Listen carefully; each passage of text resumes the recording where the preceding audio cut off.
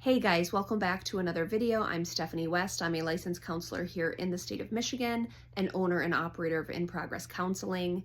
On Monday, we talked about one of the things that just lights me up, and that is gratitude and that is joy. How are we grateful in our own stories, and how do we express joy for other people and the good in their life?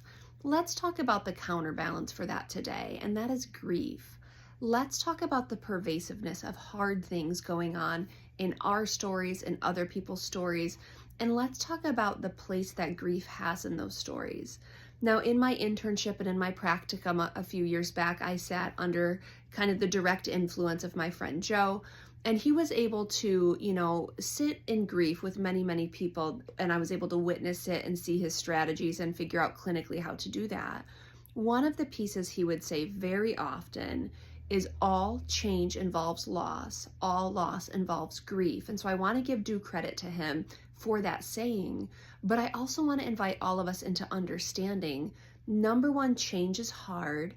It's why I do the work I do, walking with people through life transitions and identity formation. Change can be really debilitating and immobilizing and scary.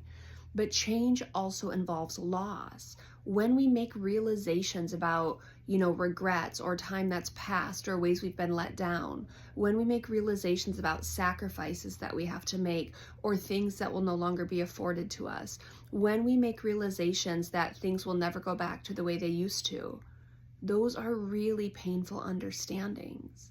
And when we have painful understandings, often there's a spot of grief that shows up. And when we talk through the Kubler-Ross, kind of the framework of grief, there's the bargaining, the denial, the anger, the depression, the acceptance. It's not linear. Those are just pieces that show up. So clients come in and I can say, of course you're angry. There's some grief there. Of course you're sad or depressed. There's some grief there. Of course you're silver lining things. There's denial because there's grief there. Of course, because life is hard and change is hard. And sometimes we just have to stop and just take a collective breath and also understand that maybe we're just going to be sad for a bit. Maybe we have to lament. Maybe we have to grieve. Maybe we have to acknowledge that something's not what we want it to be. And the thing that comes to my mind is Lisa TerKeurst's book title, Not the Way It's Supposed to Be. If you're at all familiar with the creation narrative, you know that things were created in a right and proper order. And since then, things are not the way they're supposed to be.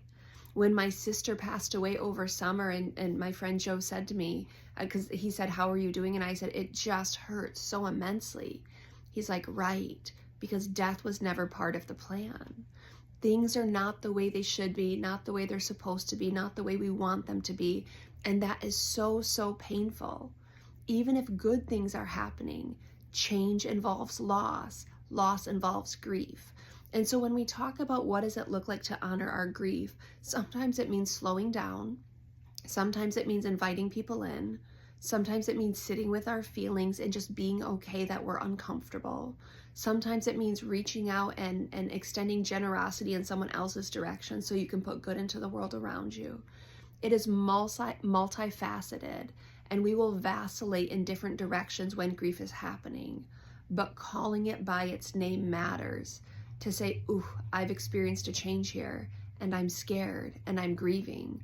That's important. Even things like when I entered the PhD program, I've had to give up a lot socially. I've had to give up a lot related to freedom and, flexibility. And I grieve that. That's hard. Now I'm doing something I love, but all change involves loss, and loss involves grief. And so even if you're doing good things, things that are positive, things that move you towards what you want, and you notice a dis-ease or an agitation, that's because change involves loss, and loss involves grief, and change is hard. So I want to invite that in today. Monday's message, yes, joy, yes, gratitude. Today, yes, grief. Hard stuff is going on around us. Hard stuff is happening in our stories. Hard stuff is happening with people we love. Change is hard. Change is unfamiliar. It invites us into some unnew and uncharted places. It asks us for sacrifice. It asks us to relinquish control and to surrender. It's really tough, and grief is part of that equation.